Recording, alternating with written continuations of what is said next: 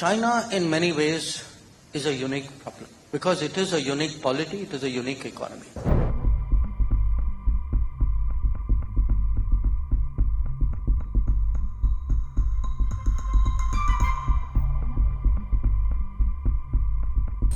Now, in that given, your question on China. Look, China in many ways is a unique problem because it is a unique polity, it is a unique economy.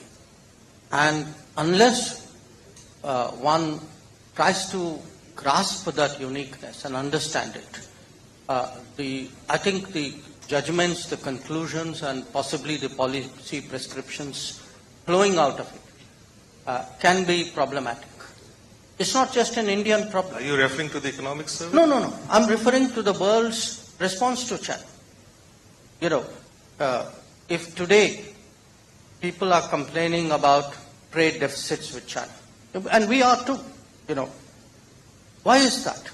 Because decades ago, we all consciously chose to overlook the nature of Chinese production and the advantages which they enjoyed in a system where they got a level playing field with all the advantages that they brought to bear.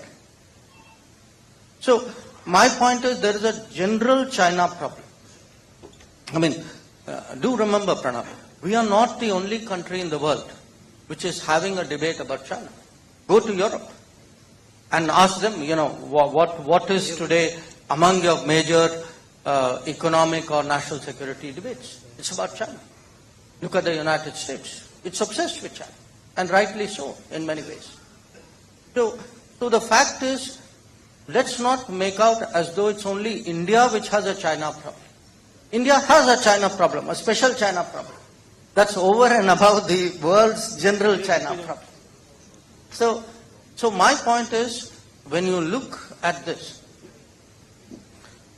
when we approach the issue of China as a whole, Chinese trade with China, investment from China, exchanges of various kinds with China, we have to, if you neglect to take into account that this is a very unique country with a very different way of working, I think your basics start to go off track. So once you understand that, because there is a general problem with China as well as our own situation, all of you know we have a very difficult situation in the border for the last 4 years. I think the sensible response to it is to take the precautions which a country like India should be taking. Now, it has never been the government's position that we should not be having investments from China or doing business with China. It is that investment, because we are largely talking investments here. When it comes, trade is a different matter. I'm happy to talk about why we should be manufacturing more. But on the investments issue, I think, to me, it's common sense that investments from China would be scrutinized. I think the border and the state of relations between India and China call for it, but I think even if countries who do not have a border with China are scrutinizing investments from China. Europe doesn't have a border, America doesn't have a border, but yet they're doing that. So the fact is, the issue is not do you have investment from China or not. It's not a yes or no answer.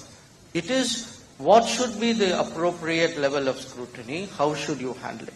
And when you look at that, sometimes, when I read stuff, including in your newspaper, where people say, we should clearly identify this is national security. It doesn't work that way anymore. Because what is national security itself has expanded. Tell me, if we were completely reliant, let us say, on pharmaceuticals from China, does it not have national security implications?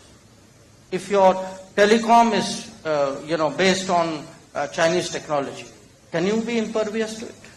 So it's not like, there is a clear identification of this is a yes and that is a no.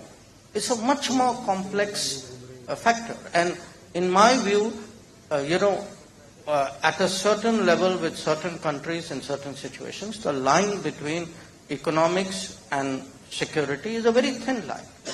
So I wouldn't sharpen this and make it a kind of a yes or no, we should, be allowing them open door or we should close the door. It's nobody's case that either of those two options